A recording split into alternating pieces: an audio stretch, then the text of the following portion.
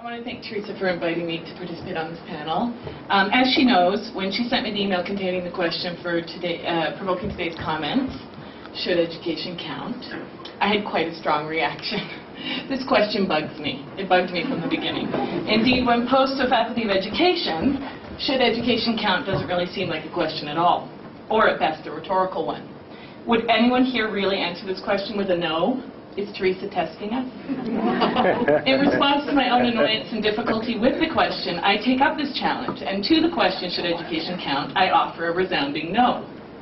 Education should not count, because education matters everywhere right now.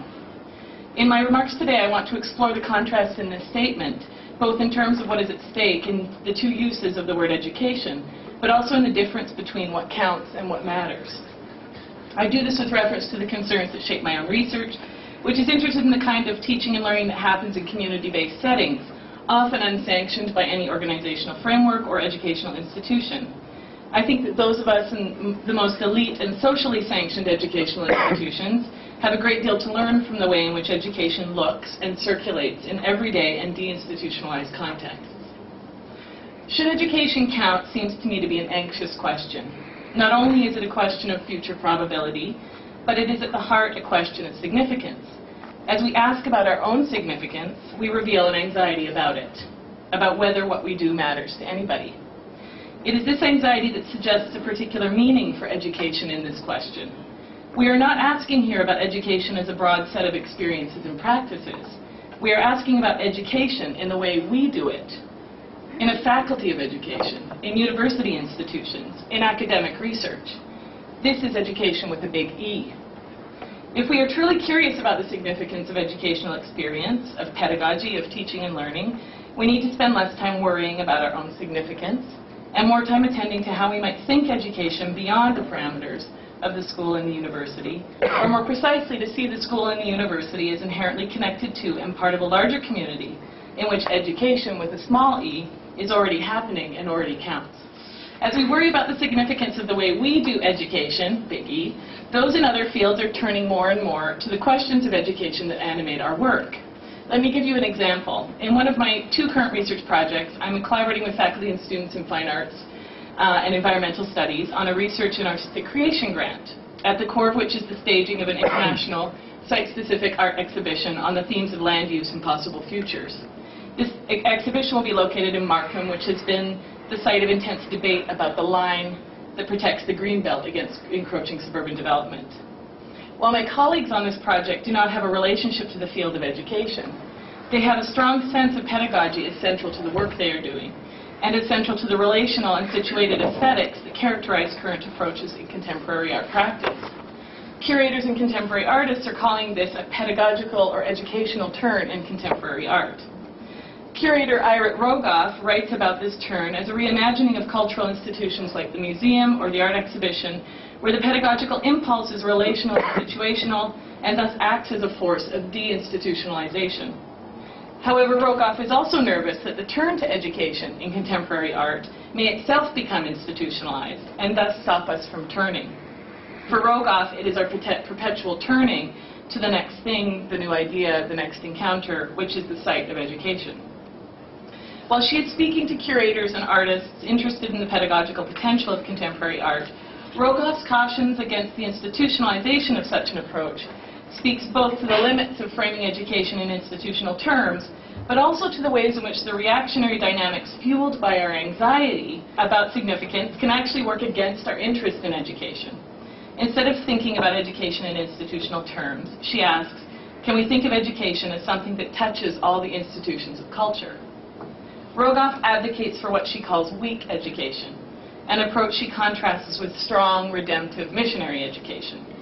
Weak education, she writes, is a discourse on education that is not reactive, and instead posits education as in and of the world, not a response to crisis, but part of its ongoing complexity, not reacting to realities, but producing them. Here, the significance of education is not understood in terms of the institution's significance, or what the institution can teach us, but instead through the weaker question, to use Rogoff's language, of what possibilities for engaging ideas differently it might offer. In my other research project, a study of community-based media education in North American urban centers, and specifically of socioeconomic marginalized communities within those urban centers, I've observed such possibilities engendered by a sort of emergent education, unsanctioned and often unexpected, which offers individuals a renewed capacity for social engagement. In particular, the unexpected educational experiences the participants in these projects describe contribute to changes in two aspects of their social relations, to others in community and to the ideas they encounter. These perceptual shifts suggest the theory of education as something unsanctioned or radically de-institutionalized, propelled from within rather than boxed in from outside. In community-based settings, education becomes the site of a coming together of the odd and unexpected, shared curiosities, shared subjectivities, shared sufferings, and shared passions congregate around the promise of a subject, an insight, a creative possibility. Such an education deparochializes and deinstitutionalizes knowledge and animates the possibility of claiming what Arjun Appadurai calls a right to research. So this leads me to the second tension that I want to briefly explore in my conclusion. A tension posed for me in the word count.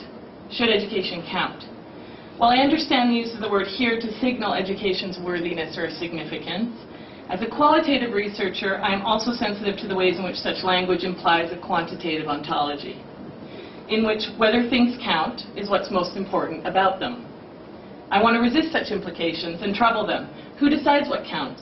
How might counting simply mean fitting into a system's pre-existing expectations?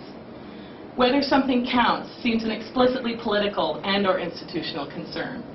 This, of course, resonates with our anxiety about big E education and the significance and security of its place in institutional and political futures. And yet, in the lives of communities and individuals, whether education counts is not an urgent concern. How it matters is.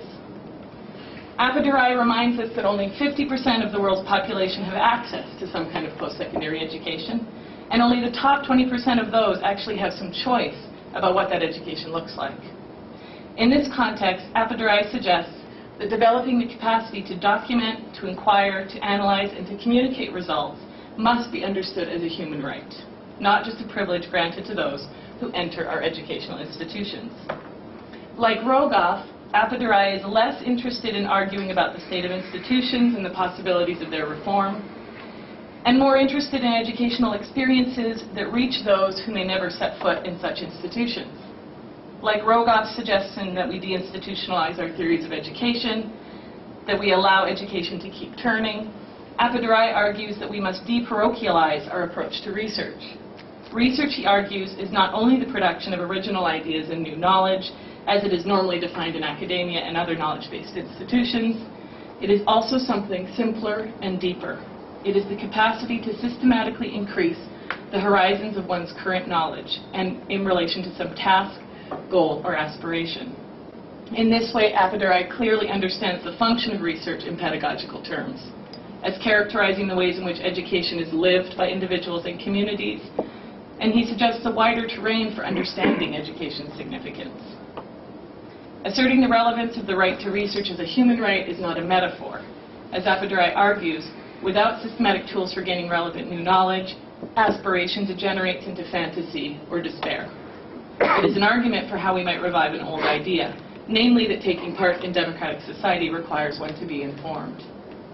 In asking should education count and indulging the anxiety such a question represents, we risk overlooking Appadurai's observation that education matters everywhere and more urgently than ever, especially for the vast majority of global citizens who have no access to educational institutions.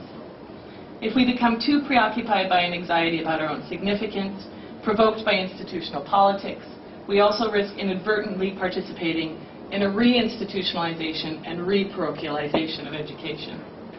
Given that we do participate in educational institutions, I hope that we may think of our research as moving, or in Rogoff's words, turning, away from a preoccupation with our own significance toward an engagement with the broader significance of education in our communities.